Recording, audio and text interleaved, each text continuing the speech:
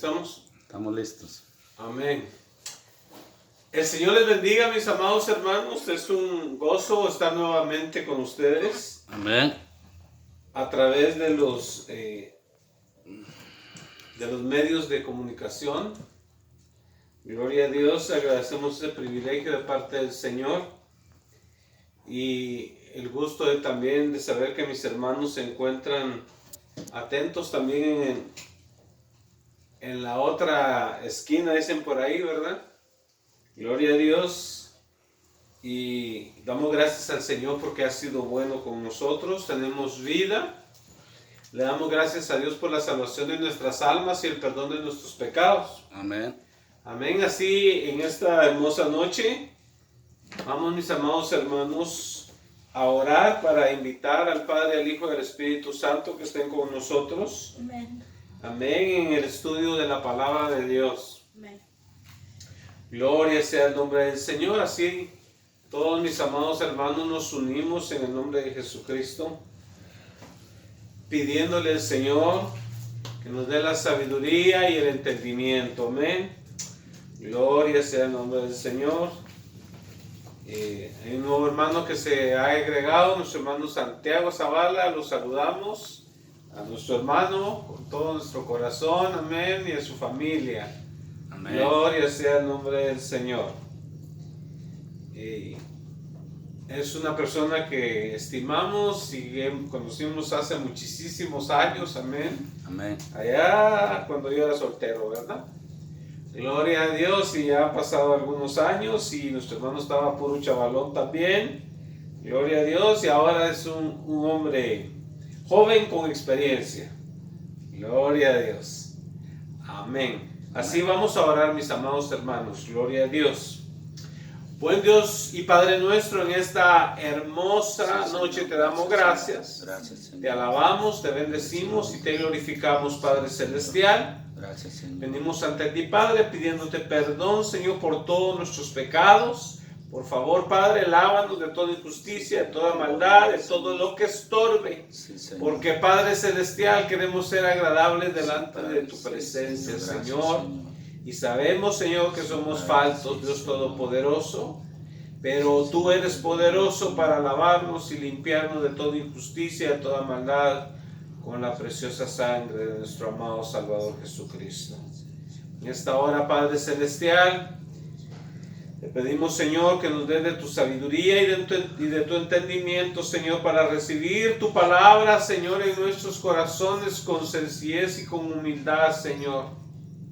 Oh Padre amado, que la atesoremos, Señor, como un hermoso tesoro especial en nuestros corazones. Señor, lo único que nos llevamos, Señor, de este mundo, Padre Celestial, es la palabra recibida, Señor, de tu mano, oh Dios Todopoderoso.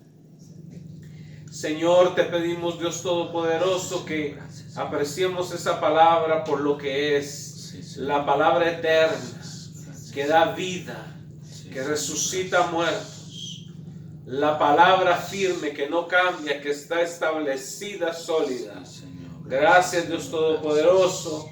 La flor se seca y la hierba muere, pero la palabra del Dios nuestro permanece para siempre. Gracias, Dios Todopoderoso. Rogamos, Padre, en esta hermosa noche, Señor, por todos nuestros hermanos, Señor, que quizás, Señor, se encuentran algunos cansados, otros se encuentran, Señor, preocupados, otros se encuentran afligidos, otros enfermos. Padre Celestial, tú los conoces, tú sabes cómo están, Padre. Y te rogamos, Señor, en esta hora, Padre amado, que derrames de tu poder, Señor, sobre cada uno de ellos y que tu mano poderosa les ministre, que tu mano poderosa toque sus vidas, Dios Todopoderoso. En esta hora, Padre Celestial, que levantes al caído, Señor, en esta hora, Padre amado. Oh Santo, te pedimos, Señor, por el hermano de nuestra hermana Cabel, Padre Celestial, nuestra hermana Arminda, Padre amado, Señor Dios Todopoderoso, su hermano que es un siervo tuyo, Padre amado. Te pedimos, Señor, que lo ayudes, Padre, que le des victoria sobre toda enfermedad, Señor, en el nombre de Jesús de Nazaret, Padre. Oh, sí, Señor, que salga esa operación victorioso y triunfante, Padre. En el nombre de Jesucristo te pedimos por tus siervos, Señor. Cancelamos toda asignación del enemigo en contra de él. Declaramos el poder del enemigo cancelado y quebrado, Señor, sobre el cuerpo de nuestro hermano. En el nombre de Jesús. Clamamos, Señor, por vida sobre él, en el nombre de Jesús, por la llaga de Jesucristo en la cruz del Calvario. Gracias, Señor. Gracias, Padre. Gracias, Hijo. Gracias, Espíritu Santo. Gracias, Rey de Reyes. Oh, sí, Señor. Gracias, Padre.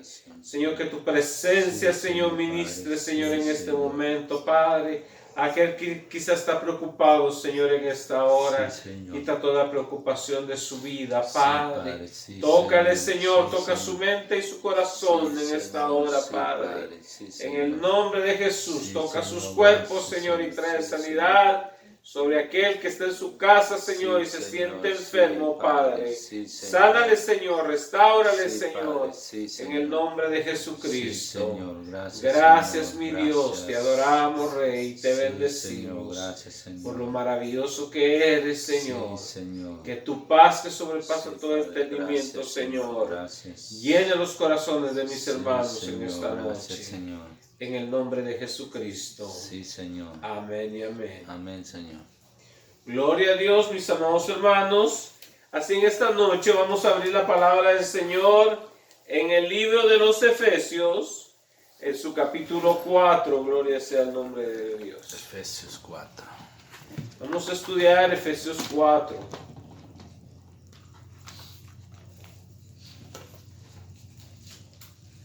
Gloria a Dios. Gloria a Cristo.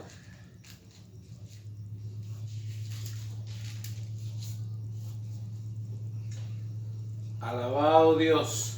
Amén. Amén.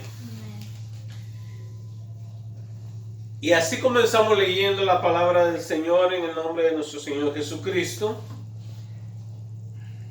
Y dice de esta manera: yo pues preso en el Señor os ruego que andéis como es digno de la vocación con que fuisteis llamados, con toda humildad y mansedumbre, soportándoos con paciencia los unos a los otros en amor, solícitos en guardar la unidad del Espíritu en el vínculo de la paz.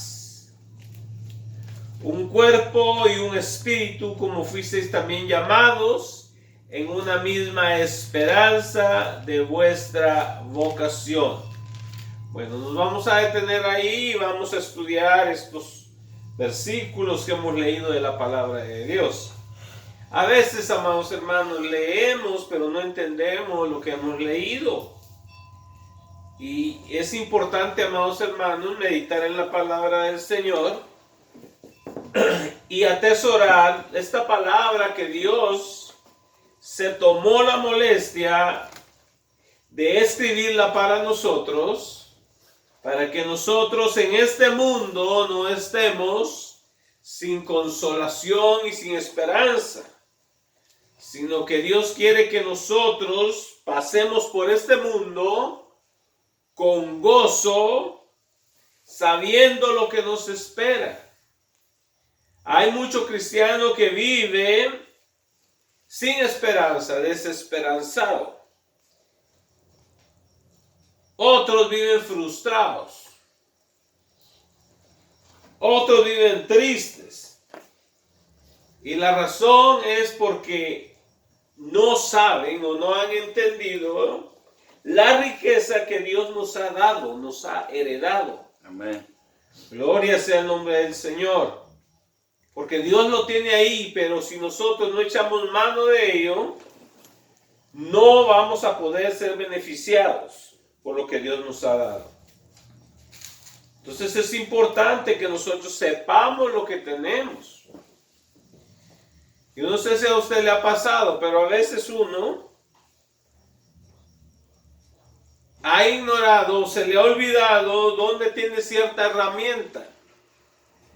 Y a veces tiene que ir a la tienda y comprar otra herramienta, gastar, y muchas veces teniendo la herramienta guardada. Entonces muchas veces así le pasa al creyente, que piensa que no hay esperanza, y dice, ¿cómo le hago para tener esperanza?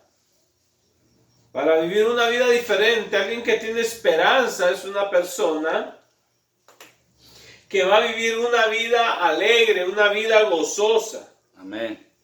Y cuando digo una vida alegre y gozosa, no estoy diciendo una vida sin problemas. No me malentienda. Porque siempre van a haber adversidades, porque todas esas cosas, todas las luchas, las pruebas, las adversidades, son para nuestro crecimiento. Es para que el músculo de nuestra fe se fortalezca. Amén. Muchas veces nosotros queremos las cosas fáciles, ¿verdad? Pero, amado hermano, todo lo que cuesta vale la pena. Siempre digo eso, que si no, cualquier tonto lo puede tener. Pero si cuesta, entonces se va a esforzar y va a ser algo de mucho beneficio. Entonces aquí tenemos a la palabra del Señor y el apóstol Pablo, quien estaba en la prisión. Esta es una de las cárceles de la prisión, junto con Filipenses. Esta también es una de las cárceles de la prisión, y también las cartas a Timoteo y a Tito. Entonces, el apóstol escribe a los hermanos, no le escribe solamente al liderazgo de los efesios, no, porque dice que esta carta debe ser leída ahí, para todos, para toda la congregación de los hermanos que se encontraban en la ciudad de Éfeso. Entonces dice el apóstol Pablo: yo pues, preso en el Señor, os ruego que andéis como es digno de la vocación con que fuiste llamados. Entonces nosotros tenemos un llamado. Una vocación es un llamado. Entonces, debemos de andar, caminar conforme a esta vocación. Hay muchos creyentes que se le olvida que ha sido llamado por el Señor para vivir una vida cristiana. Pero ¿sabe qué? El Señor quiere que siempre nos recordemos que fuimos llamados para caminar en cierta manera. Amén. Entonces, yo a veces le voy a poner una palabra que se llama sinónima, que quiere decir que significa lo mismo, pero se dice de diferente manera. Como el andar y el caminar son palabras sinónimas, significan lo mismo. Pero a veces se acostumbra uno mucho a una palabra que hasta pierde sentido la palabra. Ya después no tiene ningún sentido para uno.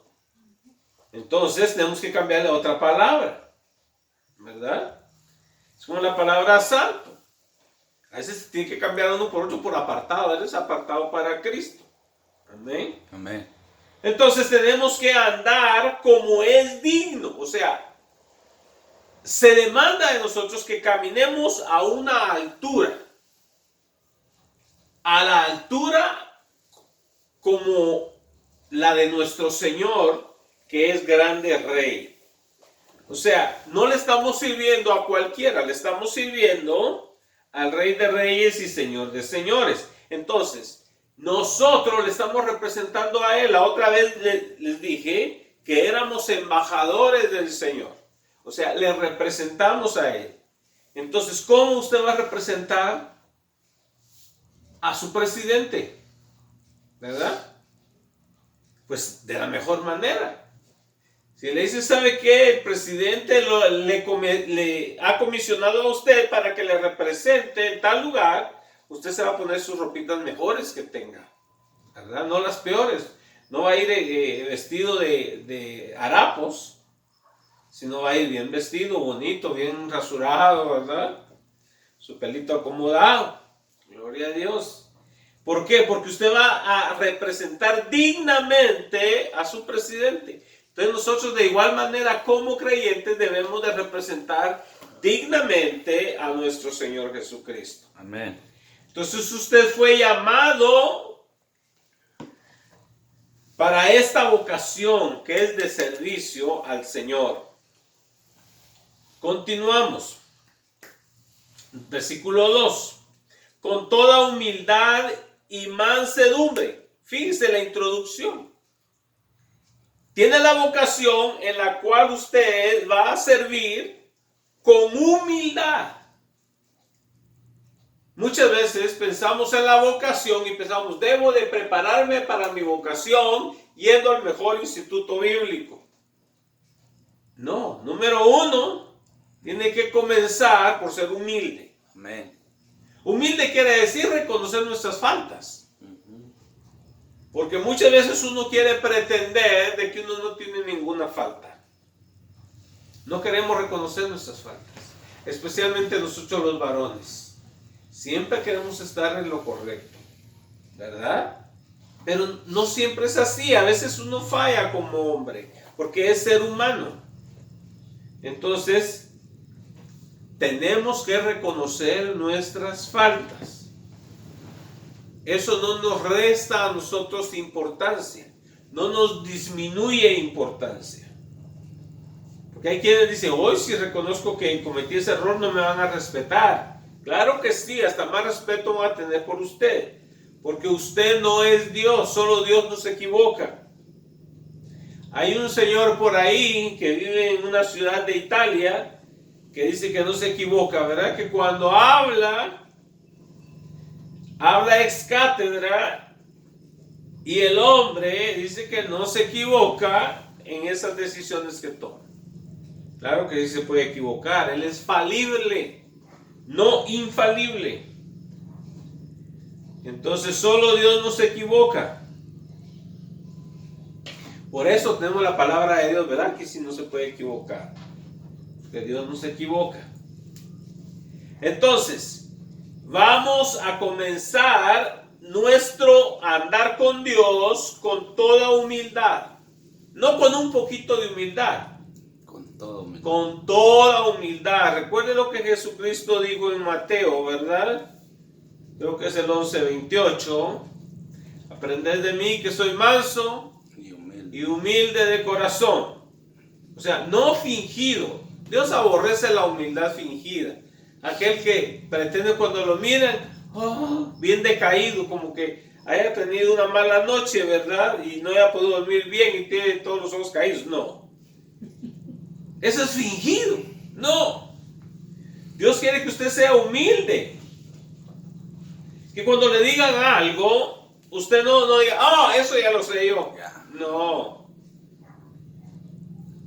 O si viene alguien y usted trabaja, por decirlo así, en la construcción, y viene alguien y le dice, pues mira que yo sé hacer esto, y usted también lo ha hecho, usted no diga, no, yo ya me lo sé re bien. No. Deje que él enseñe, a lo mejor puede aprender algo de él. No sea arrogante, sea humilde. Cierre la boca. El problema nuestro es que hablamos mucho y muy rápido. No, tenemos que hablar, amado hermano, poco y escuchar mucho. Amén. Tenemos que extender nuestro oído a escuchar qué es lo que me está diciendo. Y aunque nos digan cosas que no nos agradan, no se precipite a hablar. Usted sigue escuchando. No interrumpa a la persona. Deje que la persona hable. Tenga paciencia. Porque esa es una virtud de los hijos de Dios. La paciencia. Amén. Y aquí la vamos a ver más adelante. Entonces tengamos humildad y tengamos mansedumbre. ¿Qué quiere decir? Que usted tiene poder bajo control. Eso es mansedumbre. Que quizá usted sea una persona tan inteligente que a aquella persona usted le puede contestar unas cuantas verdades en cuestión de segundos. Aunque lo pueda hacer, usted se va a abstener. Usted se va a detener por un momento y va a escuchar a esa persona y se va a controlar. Y si aquella persona hace una escena, un ridículo ahí, usted tranquilo, usted no va a explotar. Entonces usted va a ser una persona mansa. Quiere decir que usted va a tener sus emociones bajo control. Ese es un problema en este tiempo, ¿verdad? Que mucha gente no tiene sus emociones bajo control y se ve más feo en un hombre, ¿verdad? Que sea errático, porque el hombre tiene que ser cabeza. Entonces el hombre tiene que tener control. Dice la Biblia que Dios no nos ha dado un espíritu de cobardía, sino de poder, de amor y de dominio propio. Entonces tenemos que tener un dominio propio. En inglés dice autocontrol. Entonces tenemos que controlarnos, tenemos que ser mansos. Pero recuerden, nunca confunda usted la mansedumbre con la mensedumbre. Usted no es menso, usted es manso. Que hay gente que quiere aprovecharse, quiere que el cristiano evangélico le diga todo lo que ellos quieren, sí, oh, está bien. No. Hay gente que se quiere aprovechar de los demás. No, usted sea manso, pero con mansedumbre usted le va a decir a la persona, no. ¿Sabes qué? No puedo. Y si se enojan, pues que se enojen. Oh, que van a hablar de mí, ¿qué clase de cristiano soy? Usted no está pecando. Si estuviera pecando, preocúpese. Entonces vamos a tener mansedumbre. Gloria a Dios. Disculpe. Y luego dice, soportándoos con paciencia. Hoy en día muchos cristianos no le tienen paciencia a nadie y quiere que todo el mundo le tenga paciencia a él. Esa es una locura, es un disparate. Nosotros los creyentes tenemos que soportarnos. ¿Qué quiere decir eso? Que yo tengo que ayudarle a usted a cargar sus cargas. O sea, lo tengo que soportar, lo tengo que, por decirlo así, tolerar con paciencia. Dice, los unos a los otros, pero ¿sabe cuál es la base de que yo le tolere a usted y le tenga paciencia? Es el amor de Cristo. Amén. Entonces vamos a tener todos con paciencia los unos a los otros en ágape, en amor. Entonces yo lo voy a tolerar a usted porque yo lo amo en Cristo. Amén. Amén. Gloria a Dios. Recuerde, Dios lo demanda de nosotros, que tenemos que tener esto. Y recuerde, no es solamente el liderazgo de la iglesia, es para todos. Recuerde, todo esto es para todos, es para toda la iglesia en general. Pero hoy en día no nos podemos aguantar los unos con los otros. Andamos como los cuerpoespines, nos juntamos y nos picamos los unos a los otros, ¿verdad? Con esas púas que traemos. Entonces, ¿por qué? Porque aquel me pica y yo luego voy de regreso y con la lengua le pico otra vez. Le digo, no, pues usted hace esto y que lo otro y aquí y allá. Entonces, ¿qué? ¿Dónde está la paciencia? ¿Dónde está el amor? ¿Dónde está la humildad? Porque cuando vamos a reclamarle a alguien, llegamos con soberbia, con prepotencia. No, en lugar de acercarnos a la otra persona con mansedumbre, con humildad. Entonces tenemos que nosotros como creyentes tener estos elementos que son tan indispensables en la iglesia de Cristo Jesús. Número 3 dice solícitos, quiere decir prontos, prontos en guardar la unidad del espíritu, en el vínculo. ¿Qué es el vínculo? Es el eslabón que nos une. Entonces, tenemos que tener unidad, tenemos que cuidarla, y va a ser en el vínculo del Espíritu, en el vínculo de la paz por el Espíritu Santo. Entonces, el Espíritu Santo es el que va a producir en nosotros esa paz. Y luego viene el versículo 4 y dice un cuerpo, o sea, el cuerpo de Cristo, que es la iglesia. Un espíritu, el Espíritu Santo, que es el Espíritu de Cristo. Como fuisteis también llamados en una misma esperanza de vuestra vocación. Todos nosotros fuimos llamados a una esperanza. ¿Cuál es la esperanza? La esperanza de la vida eterna, de que Cristo venga. Es de la que habla el apóstol Pablo en Tito 2, creo que es el 2:13, donde dice esperando la gloriosa esperanza y manifestación de nuestro Señor Jesucristo. Entonces, todos hemos sido llamados a una esperanza, a la esperanza en que Cristo va a venir. Ahora hay cristianos que ni siquiera esperan que Cristo venga. Él lo que está esperando es graduarse, él lo que está esperando es hacer mucho dinero, él lo que está esperando es edificar su mansión en esta tierra, no vayan al cielo, aquí en esta tierra. No está esperando la venida de nuestro Señor Jesucristo. Pero nosotros sí tenemos esa esperanza, dice la Biblia, y el que tiene esta esperanza se purifica. Entonces tenemos la esperanza de que Cristo venga, nos vamos a purificar. Amén. Nos vamos a deshacer de la basura del mundo. Nos vamos a deshacer de todo lo que no conviene. Porque tenemos que tener esa esperanza. La esperanza de que Cristo venga, que cuando nosotros oremos o alabemos a Dios, estemos pensando, Cristo viene ya. Como tenía una tía yo que le gustaba mucho cantar un canto que lo sacaron del libro de los cantares, que decía: la voz de mi amado se oye ya, entre los montes y collados, la voz de mi amado se oye ya. Entonces ella se gozaba en cantar esas alabanzas. ¿Por qué? Porque ella anhelaba la venida de Cristo. ¿Y nosotros qué? Nosotros no nos gozamos, no le cantamos al Señor, ni tenemos esa esperanza gloriosa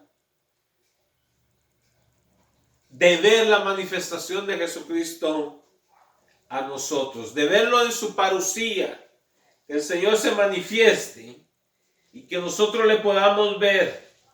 Nosotros lo que queremos ver es la mansión que queremos edificar aquí en esta tierra, no en el cielo.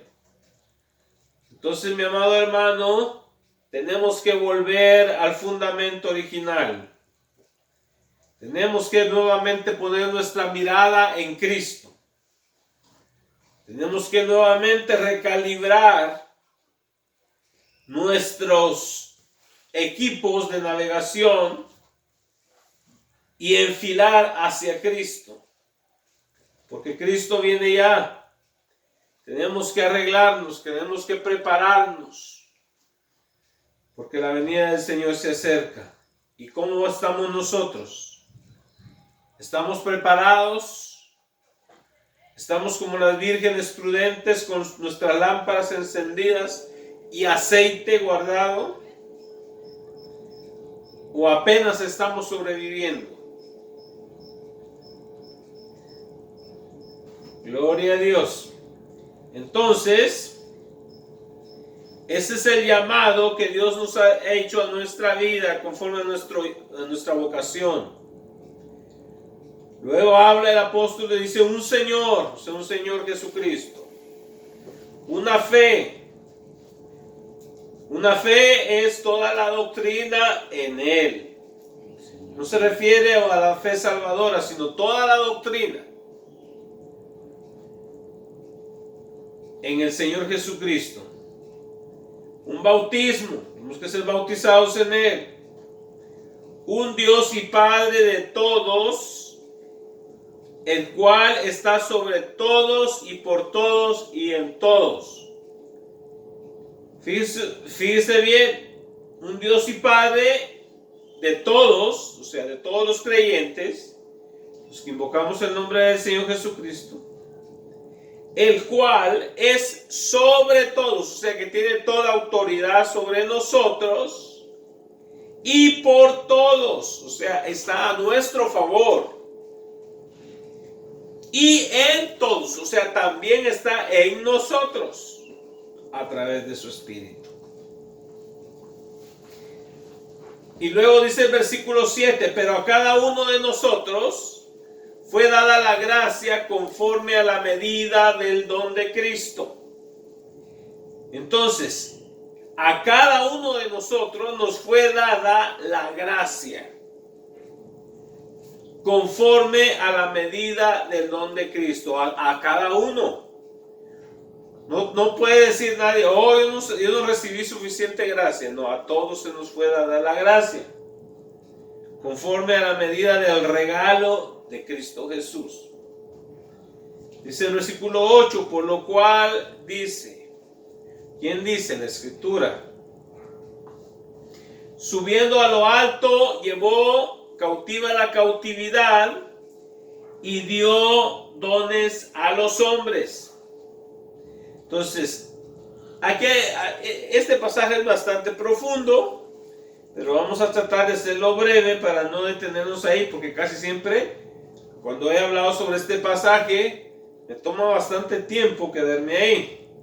Pero de lo que está hablando aquí es que cuando el Señor Jesús descendió, y lo vamos a entender más adelante leyendo el resto, cuando el Señor Jesús descendió después de haber muerto en la cruz, en el Espíritu descendió a las partes más profundas de la tierra. ¿Qué es lo que había en lo más profundo de la tierra? Le dijo a los fariseos Jesús en Mateo 12:40 que era necesario que el Hijo del Hombre estuviera en el corazón 3 días y 3 noches, en el corazón de la tierra. Entonces Jesucristo descendió al corazón de la tierra, donde se encuentra un lugar llamado el Hades. Y lo puede encontrar usted en Lucas capítulo 16, versículo 19 en adelante.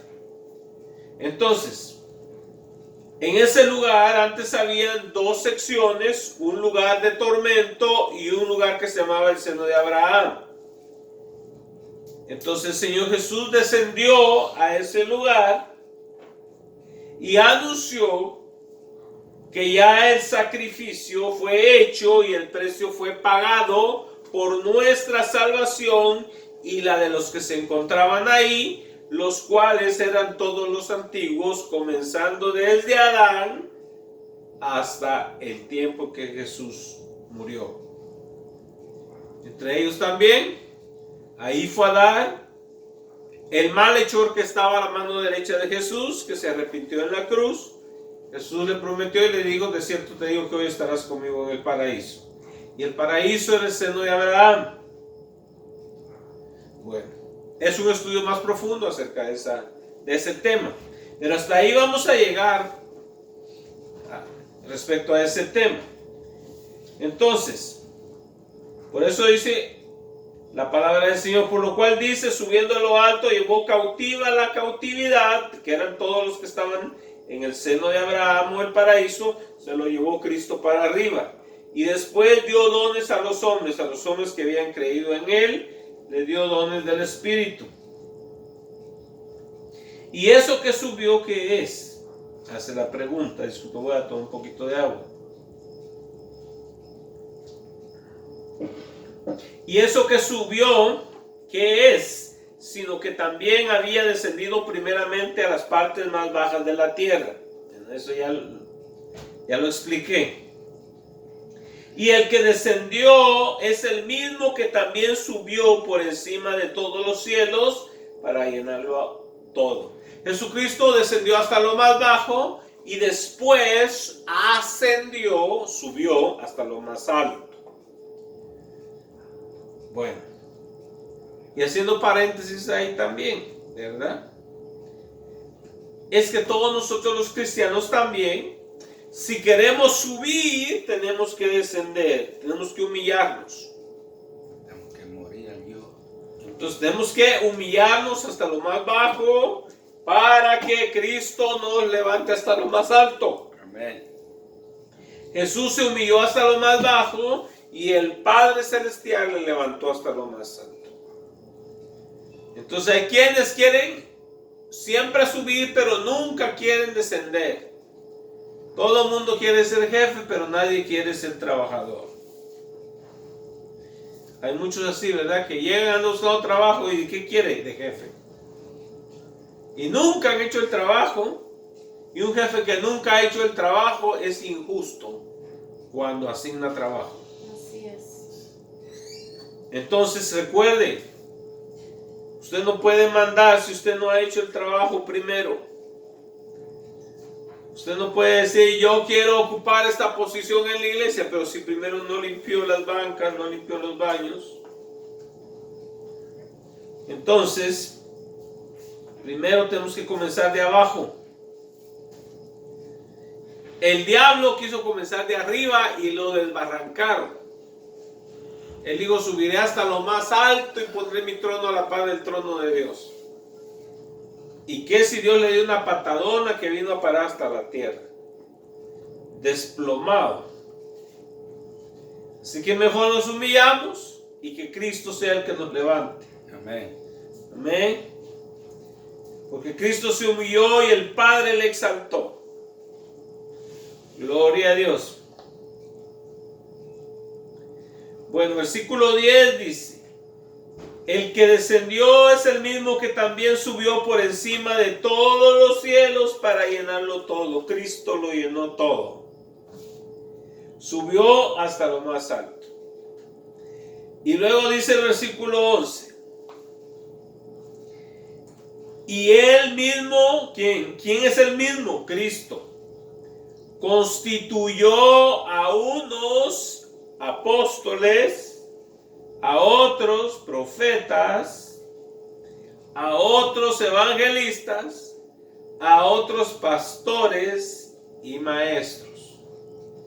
Entonces ve usted que Cristo mismo es el que ha instituido estos 5 ministerios. Hay personas que no creen en los 5 ministerios. Sí los hay. Sí son reales los 5 ministerios. Bueno, ahora también le quiero advertir que hay muchos que reclaman el tener estos 5 ministerios. Hay muchos que dicen, yo soy esto, yo soy lo otro.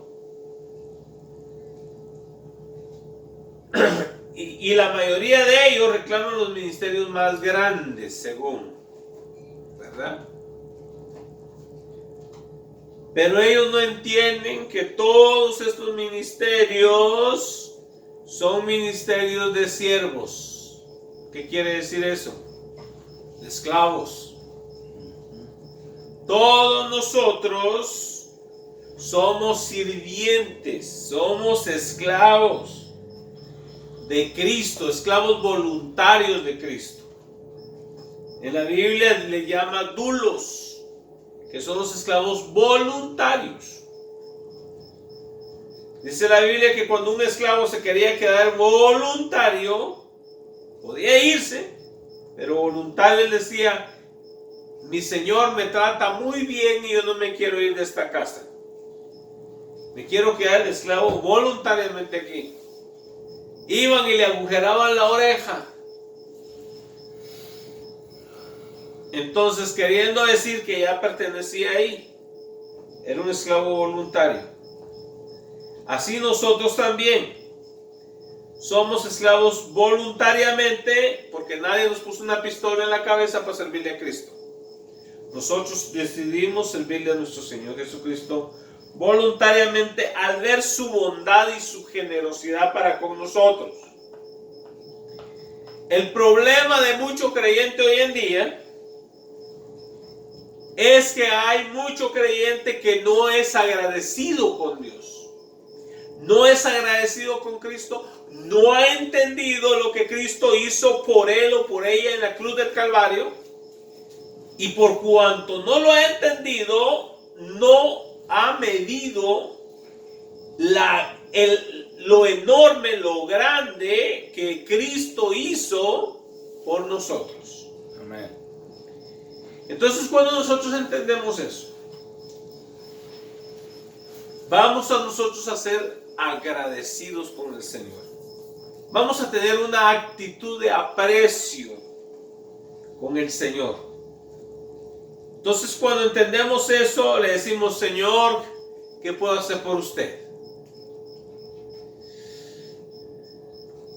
Terrenalmente, cuando alguien hace algo grande por nosotros, nosotros estamos dispuestos a lavarle los pies a esa persona.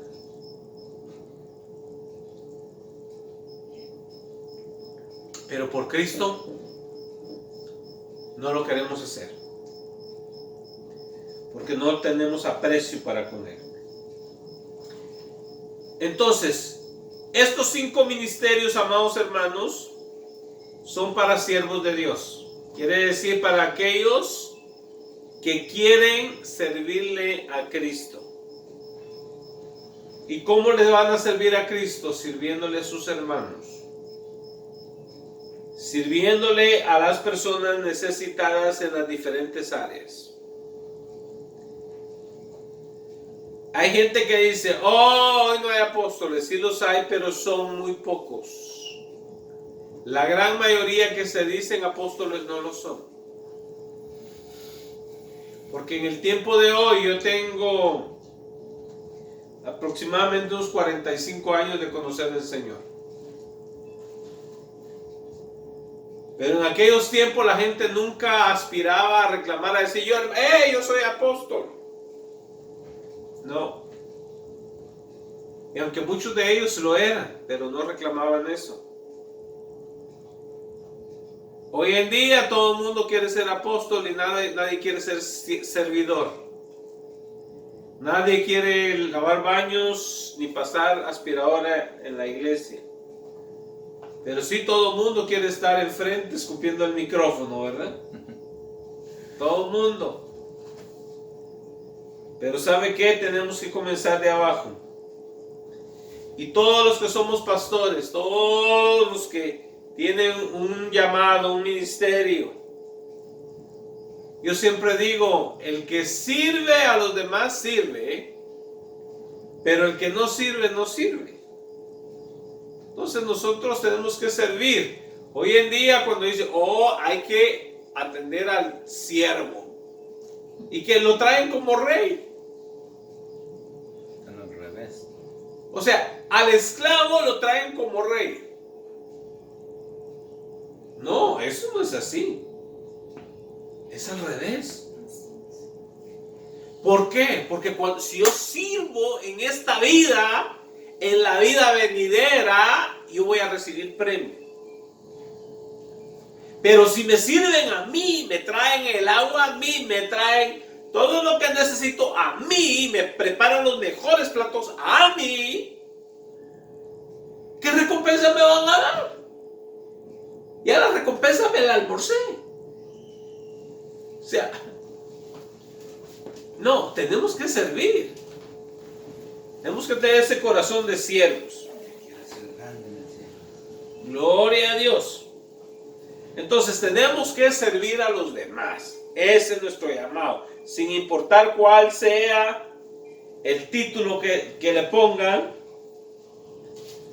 somos servidores.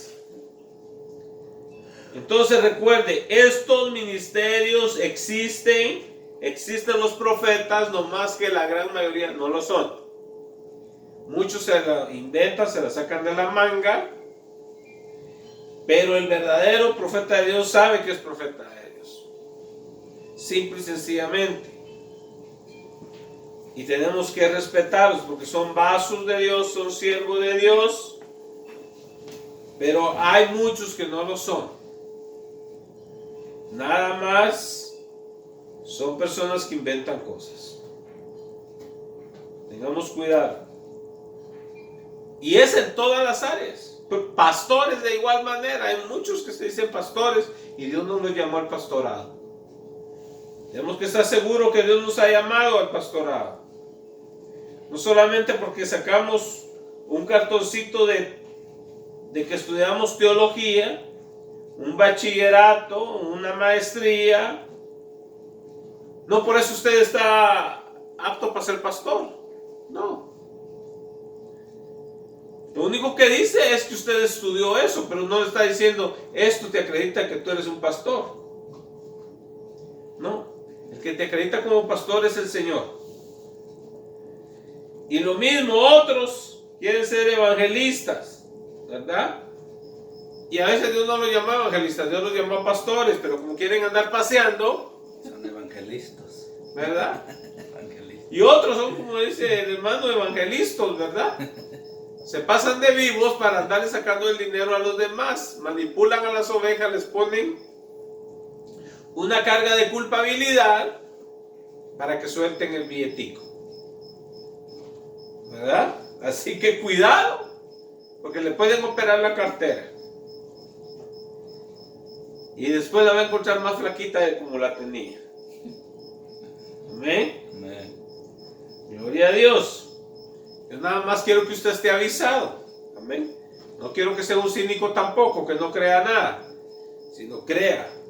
Crea la palabra de Dios. Crea que hay verdaderos siervos de Dios. Honre a los verdaderos siervos de Dios y cuídese de los falsos, de los engañadores, porque dice la Biblia que también son los anticristos, ¿verdad? Cuídense de los lobos. Así que tengamos mucho cuidado. Y así como hay lobos líderes, hay lobos ovejas también. Así que tenga cuidado. No son solamente cabras, sino que también son lobos. Hay de los dos lados. Hay pastores tramposos, así hay ovejas tramposas también. Sinvergüenzas, pícaros. De los dos lados. Entonces uno tiene que mantener un balance. Tiene que tener cuidado. Probarlo todo, dice la Biblia. Pruébelo si es de Dios o no es de Dios. Gloria a Dios. Bueno, entonces Dios nos dio apóstoles, profetas, evangelistas, pastores y maestros como regalos para la congregación, para la iglesia. Y dice aquí la razón: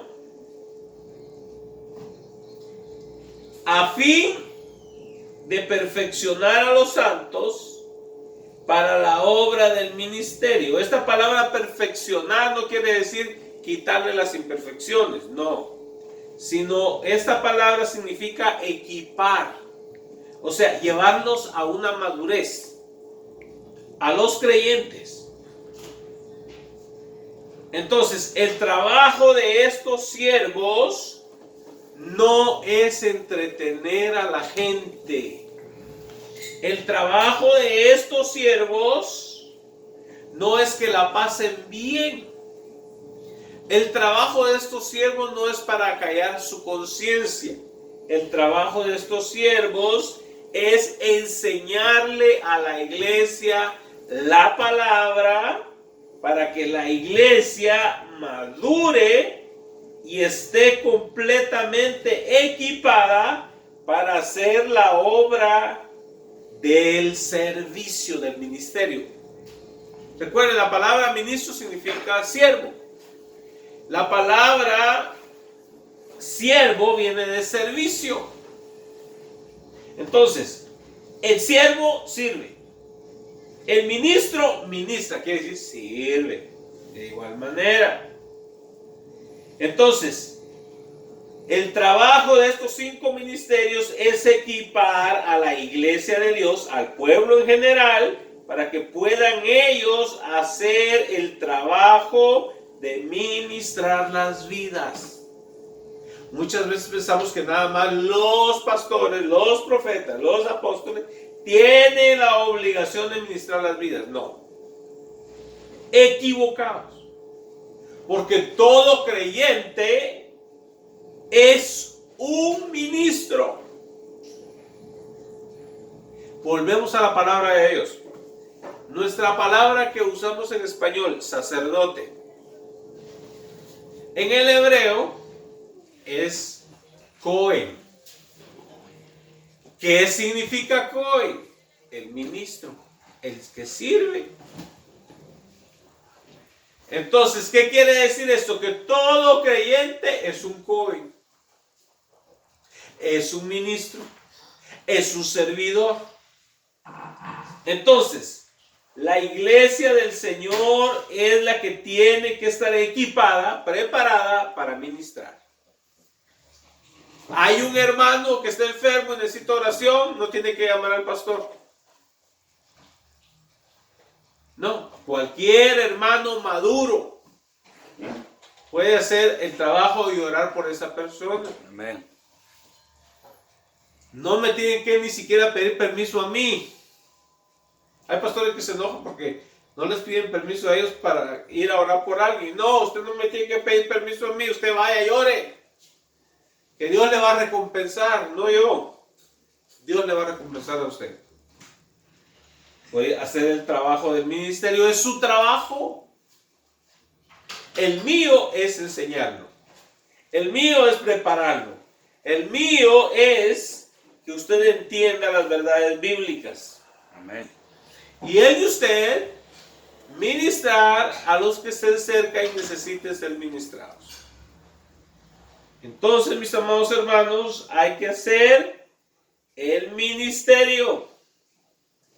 Dice, para la edificación del cuerpo de Cristo. ¿Cuál es el cuerpo de Cristo? De acuerdo a la Biblia, es la iglesia. Recuerden lo que dice aquí mismo en Efesios. Dice que la iglesia es el cuerpo de Cristo y Él es su Señor. Gloria sea el nombre del Señor Jesucristo. Dice aquí en el capítulo 5, dice, porque nadie aborreció jamás, versículo 29, porque nadie aborreció jamás a su propia carne, sino que la sustenta y la cuida, como también Cristo a la iglesia, porque somos miembros de su cuerpo, de su carne y de sus huesos. ¿De usted? Gloria a Dios. Entonces, la iglesia es el cuerpo de Cristo. Entonces, nosotros tenemos que ministrar a las personas, al cuerpo de Cristo. Cada uno. Por supuesto, los ministros también deben de orar instruir y orar también por las personas, pero si la iglesia va creciendo o el ministro no está ahí, el pastor, por decirlo así, cualquiera de los miembros de la iglesia pueden hacerlo. Por eso es tan importante que la iglesia madure.